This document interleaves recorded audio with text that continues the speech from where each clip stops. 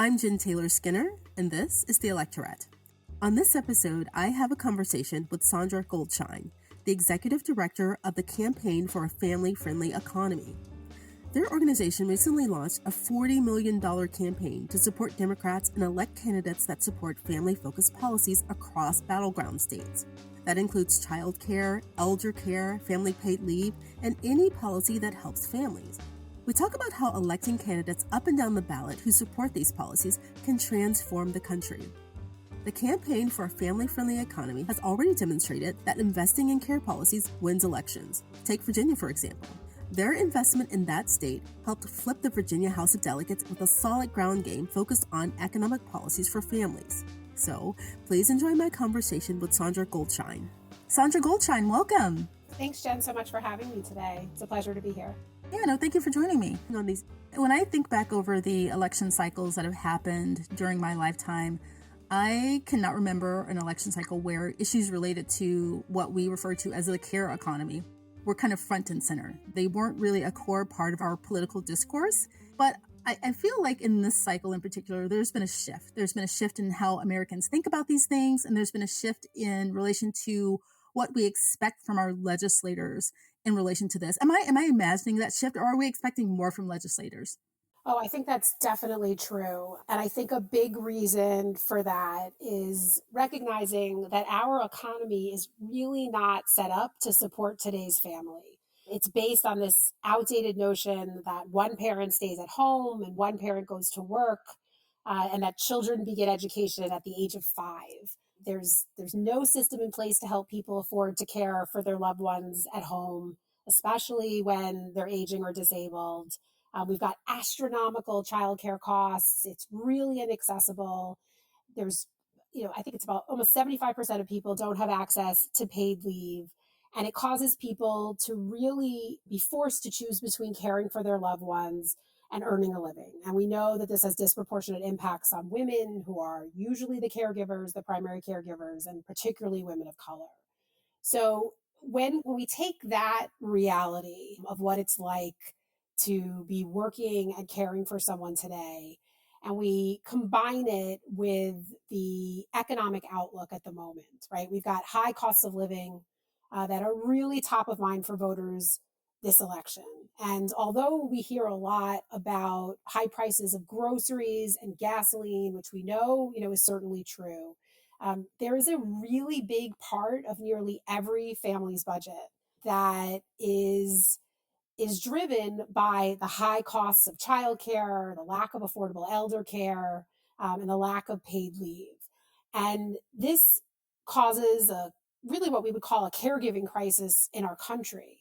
And these really high costs force women in particular to have to choose between, earning a living and providing care, which is causing folks to take time off work or leave the job altogether.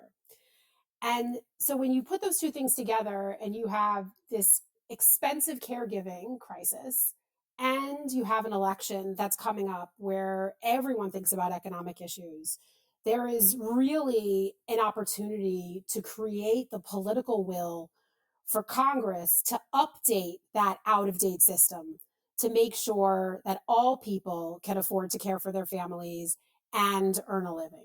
And really, there's a lot of potential to use this election in particular to build the power to make change. We've got a set of issues that is really popular with the electorate.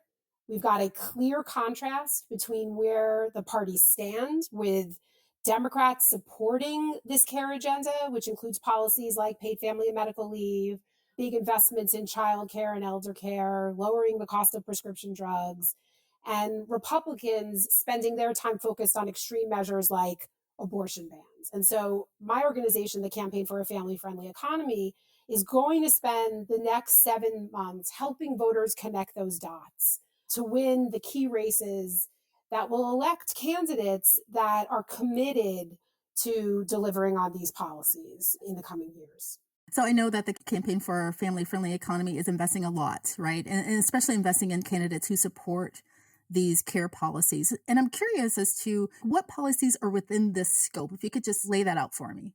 Absolutely. So these are policies that recognize that caregiving is basic infrastructures that help families and our economy thrive. So policies like paid family and medical leave, affordable childcare, home and community-based care for the aging and disabled. I think paid leave is something that is just so critical for folks to be able to take care of their loved ones and earn a living. Because the fact is that most working people in our country do not have paid leave, right? About 73%, to be exact, lack paid leave through their jobs. And so when illness strikes or a new baby joins the family, too many people are forced between taking time away from work to care for themselves or a loved one and paying the bills. And so this disproportionately impacts women who are often left with no option but to leave the workforce to care for their families. And that's why it's so important that we have legislation that creates permanent paid family and medical leave so families and businesses have the support that they need. The care agenda also includes ensuring access to affordable childcare. So childcare in this country right now can cost as much as rent or a mortgage. And high quality childcare can be really, really hard to come by. And the pandemic really made visible what was already, such a challenge for working parents. We saw action on this, right? Congress passed funding in 2021 to stabilize the childcare industry. And this money helped childcare providers stay open, which in turn helped parents, particularly women, stay in the workforce. But this funding has recently expired, and it's left providers and families to pick up the pieces.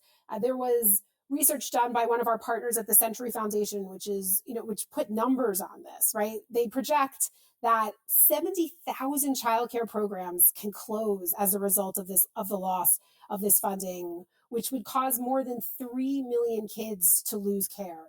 So we are really in a state of emergency around childcare. And again, this is a place where Congress and the president can step in and pass legislation that invests in our childcare system as part of basic infrastructure.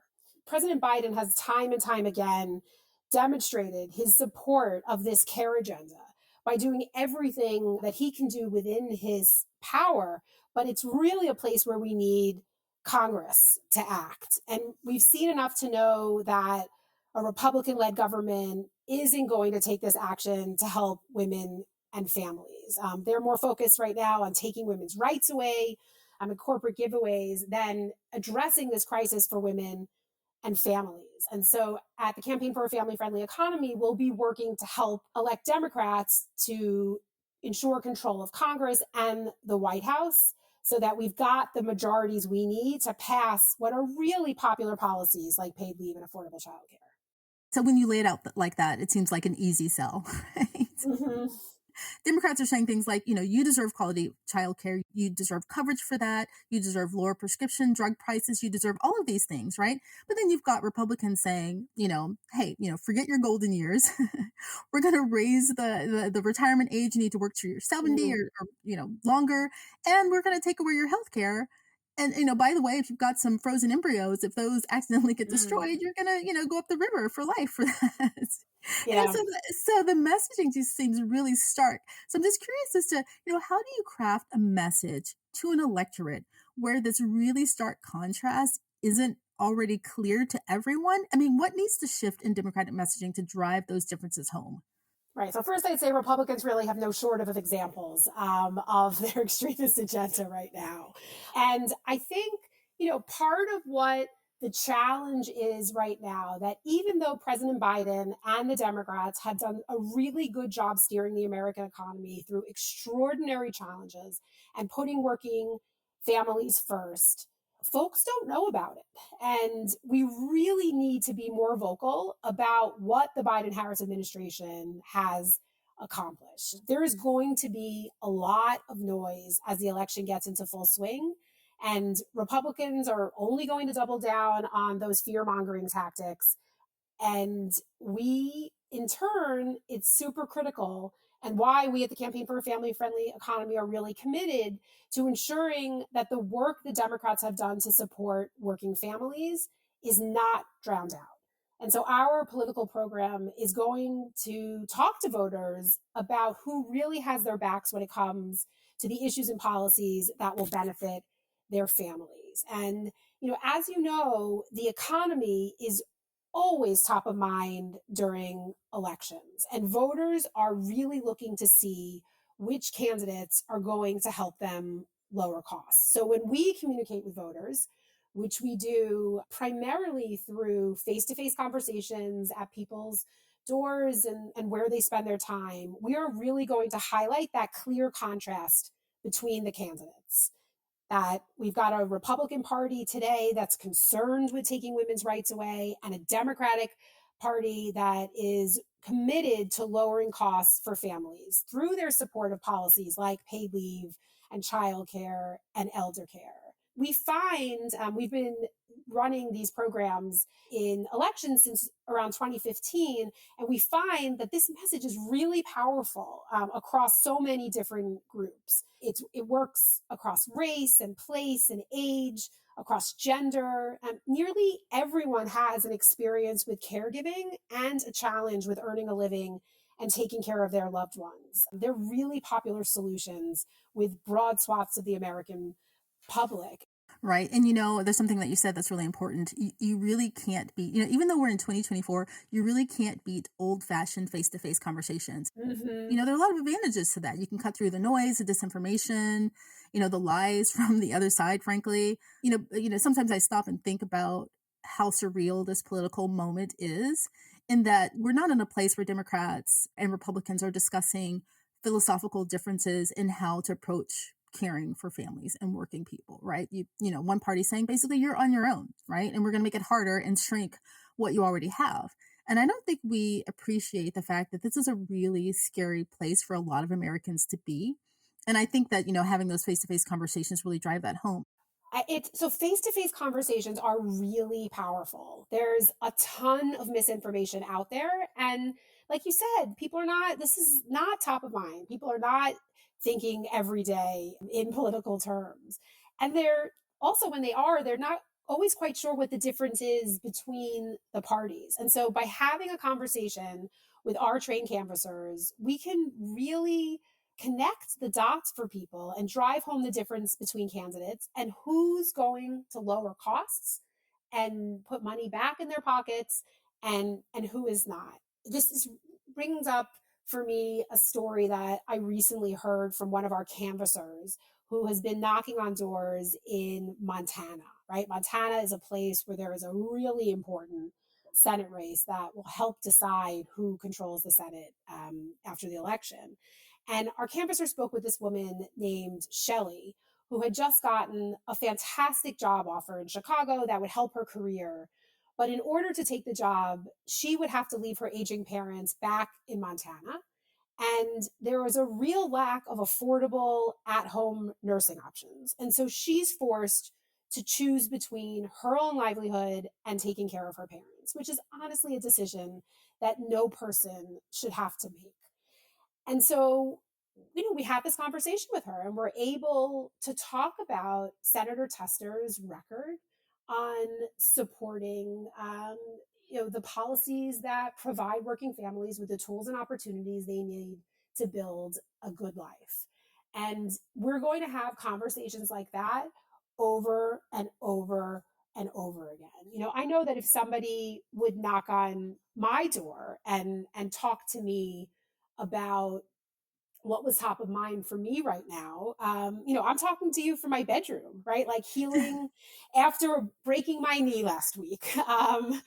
And the only way that I'm able to keep working right now, and my kids are able to get back and forth to school, and honestly, I probably could say this any day of the week, really, is through a combination of my family and paid caregivers who make all of this possible. And so it's these, sometimes we call these, it's these kitchen table economic issues that are really top of mind for folks. And the reason why programs like ours can make a huge difference is that we're out in the field, we're talking to folks, we're hearing what their individual challenge is, and then we're able to frame the conversation to highlight what the difference is or what their elected official has done in order to help make their life better. And I think the key way that we talk to folks that can be empowering, and we use this awesome bunch of research from a group called the Winning Jobs Narrative, is to recognize that people are the heroes in that story, right? Like it's people, it's individuals, it's you and I who are working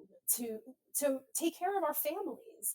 And it's the government that provides us with those tools and opportunities so we can earn a living and we can take care of our loved ones. And so it's a really powerful way of talking about, you know, the difference between candidates, and it just leads itself naturally to a contrast because you've got one party. I also, just one more thing, I think back to when Donald Trump was first running for election, somebody asked him a question about, you know, childcare. And he's like, oh, companies can really easily offer childcare to employers. You know, all you need are some swings and some toys. So that, right? That is not what this is. He even said, like, surely this is not expensive, is it? We can do this easily. No, it costs money, right? And it takes time and expertise, and it is necessary infrastructure for our economy to function. And so there's a real clear contrast between the candidates, and that's our work, is to talk to folks as many times as possible, as early as possible, and through as many channels as possible. Because we've got a message and we've got a set of policies that will make a difference. It's just incumbent upon us to really highlight that for voters. Right, that's a really great example. Yes. To show that, I mean, he really doesn't think, I don't know. I mean, it's a fantasy to think that he actually thinks about working families or any family at all, honestly. Yeah, and when you think about, like, one of the champions in the Senate is like Senator Patty Murray, and at one point Senator Patty Murray was one of two women in the Senate, and she's really the driver on childcare. And part of the reason why elections are so important is not only to create that, like, showing that this is part of how you win, right? Like an election, but it's also to get other people in decision-making seats. Because I'll tell you, when Patty Murray first started out, she was not surrounded by other people who remember, right? Or who had experience trying to juggle all of this, right? Caregiving and earning a living. And now, right, when we're in elections, we're also looking to diversify who represents us so they can bring the same real world experiences we're pulling on at the doors. Our elected officials should also be pulling on from their own personal experience. Yeah, Patty Murray is my senator. I'm very proud of her. Ah, In Washington State, right? yes, a true champion for childcare, for sure. And, speaking of connecting the dots, I think that's really important because I think oftentimes people can more clearly understand the implications of a political choice when they can envision some material gain in their own lives. Otherwise, it's just kind of an abstract, kind of meaningless thing.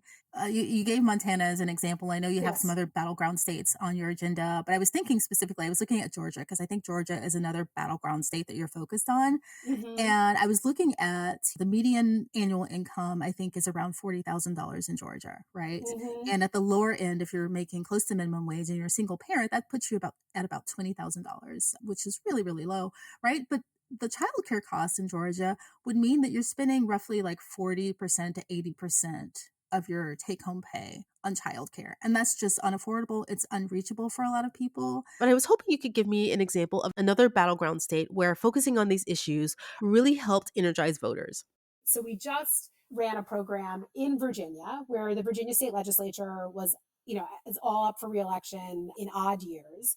And there was so much at stake in that election. And so we really wanted to be out there talking to voters about where the candidates that in the races that we were involved with stood on issues like that. And on so many of the doors we knocked, the stories that we heard were really about childcare, right? There's this childcare cliff that we had just approached, where all of this funding that the American Rescue Plan had poured in to stabilize in the sector was expiring. And we knew that many providers had been forced to raise rates, reduce their services, or close.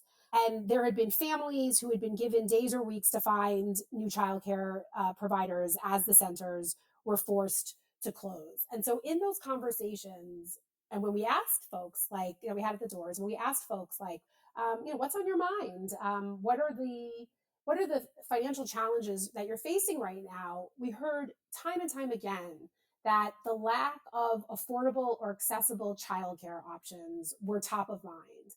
And story after story about how folks were scaling back their hours to be able to pick up their kids from daycare earlier, or even needing to leave the workforce, or grandparents making moves so that they're able to lend more support for their kids so they can keep working and help take care of their grandkids. So, this is like a policy that you can read about in the newspaper and has really shocking numbers, right? About the number of kids that will ultimately lose spots and the number of centers that are ultimately going to have to close. But then when you're talking to folks at the door, you see it in a really personal level. My childcare center has closed. We work with this wonderful provider in Virginia who was having to make a really hard choice about whether to keep a center open. That they had been able to use funds from the American Rescue Plan to open. And so you have these policies, these decisions that are being made in Washington, D.C., in Congress by lawmakers, and then real consequences on the ground. And then candidates who have completely opposite reaction to this. So, for example, in Congress, there is something called the Child Care Stabilization Act, which would stabilize the industry to make up for the funding that had sunsetted. And there's not a single Republican sponsor on that legislation. And so when we are going to be out in the field in the coming election, we'll be talking about how Democrats are supporting stabilizing the childcare sector and helping make all of this work for families, while Republicans are basically ignoring and turning their back on working families. Virginia is such a great example because I know that you put a pretty sizable investment in Virginia, and you were able to, and this was in 2023, I think, Yes. flip the Virginia House of Delegates and basically kind of neutralize Glenn Youngkins, who won the gubernatorial race, to kind of neutralize his extreme agenda, right? Yes. So that's a good example. That's something that you can apply across the country in other states. Yeah, we launched about a $500,000 campaign to help Virginia Democrats flip the House of Delegates and keep control of the Senate. We knew that there was so much at stake in the 2023 election, right? Glenn Youngkin, Virginia's governor, supports abortion bans, and a Republican-controlled legislature would almost certainly deliver him one to sign. And then that's just being on defense. On offense, we had also been working for many years on passing a state paid family and medical leave policy in Virginia, which stood no chance if Democrats didn't control both chambers. And so, like we do in every election, we look for the geographies that have a real density of base and persuadable voters. And then we got out into the field. And in this one geography, we knocked on more than 53,000 doors, and we had about 2,500 conversations, educating voters about where the candidates stood on the issues that mean the most to working families, including affordable childcare and paid leave, access to abortion, and more. And we were able to help, elect Delegate Josh Cole, who was a key part of flipping that house. So that's why we do this work, right? It's the policy outcomes that we're looking for. So now there is not an abortion ban that can be passed in Virginia, which is critical for access to abortion all over the South. And not only that, but after years of hard work by us and our partners, a state paid family and medical leave bill has been sent to the governor's desk. And that also forces him to act where he has put his, he talks a good game about looking out for Virginia families, but here's a real concrete way to do that. And, we shall see.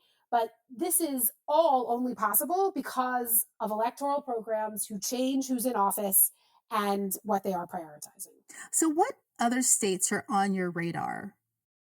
So this year, the Campaign for a Family-Friendly Economy is going to run our largest ever political program to make sure that we reelect Joe Biden and Kamala Harris, and that we put Democrats in control of Congress. And we will be focused on the battleground states where our kitchen table economic focus and our large scale field program can make a big difference in the outcome of the election. And we are going to be in states like Wisconsin and Ohio, Pennsylvania, Georgia, New Hampshire, Montana, Virginia, and Michigan. We're in these battleground states because it's those states that are going to decide who wins the presidency and who controls Congress. So I know the Biden administration has proposed a budget for fiscal year 2025, and a lot of that budget is focused on the issues we've been talking about, right? Focused on families, working families, childcare, etc.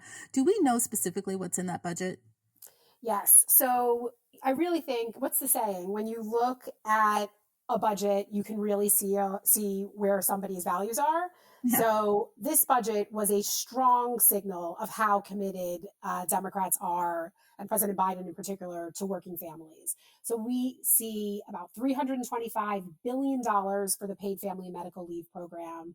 We see $150 billion to increase access to care for the aging and disabled, over $420 billion to make childcare more affordable, and an additional investment in a universal pre-K program. So President Biden is doing everything he can, and we've got to help deliver a Congress and reelect the president so that we can make these things a reality. As we get deeper into the election cycle and closer to the November election, what can listeners, voters, and the electorate do to help bring this vision to life? Yeah, I think for starters, vote, right? Like vote for candidates that you know will fight for policies that help women and working families, and vote out those candidates who are prioritizing extremist agendas. That would be number one. Number two, I think it's really important to have conversations with your friends and family about what's at stake in this election. And that includes electing leaders who support policies like paid family and medical leave and affordable childcare. That's during the election time, but it's really important also that folks talk to those who represent them in Congress, so they hear from you all year round, because electing someone who says they're going to support this issue is just step one. Step two involves holding them accountable to what got them elected in the first place. And I just want to encourage everyone, not to get disheartened. Like politics can be exhausting and it can be frustrating, and that's really true. But something that really keeps me going is to think about what's at stake in the election for women and working families, and how important your vote can be to changing the reality for them in this country. Right. I mean, it seems like an obvious solution, right? But, and I think there's been a lot of cynicism around voting and what it could possibly do. But the thing is that everything that we have that's good in this country came through people exercising their right to vote, right? Speaking at the ballot, exercising their civic duty. And I think that we should not underestimate that in getting the world that we want.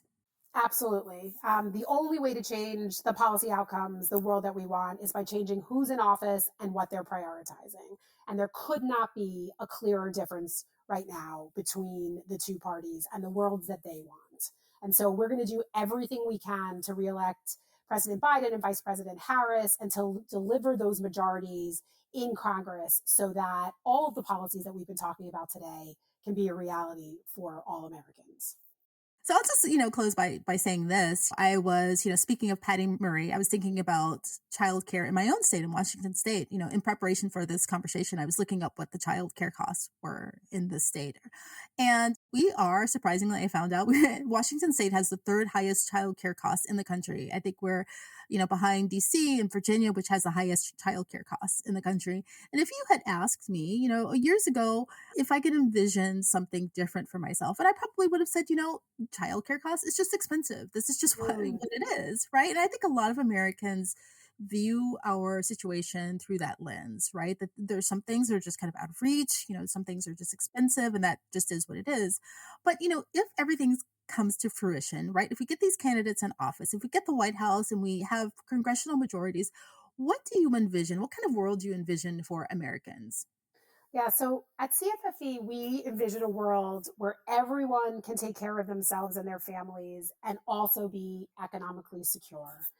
I think one of the things that we really have to tackle, and I own this also personally, is that taking care of your family and earning a living is not something that you can or should have to do by yourself. If the one thing I have learned from all of these conversations that we've had at the doors and listening to people's personal experience is that we collectively are all facing the same challenges.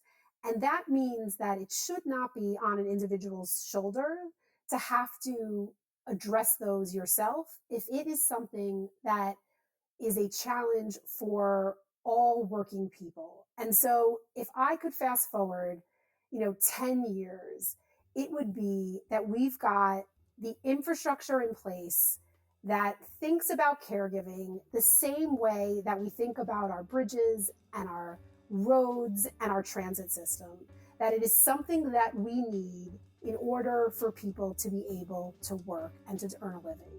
And honestly, the reason why people work and earn a living for the most part is to take care of their families. So to really help all of us, myself included, get to a spot where we are demanding that our system in this country be updated. That to me is what we need to do in order to get to the world that we want. Yeah, I really, really hope we get there. Sondra Goldshein, thank you so much for joining me. This has been a really great conversation, and thank you. Just thank you for taking the time to talk to me. Oh, thank you so much, Jen. I really enjoyed it.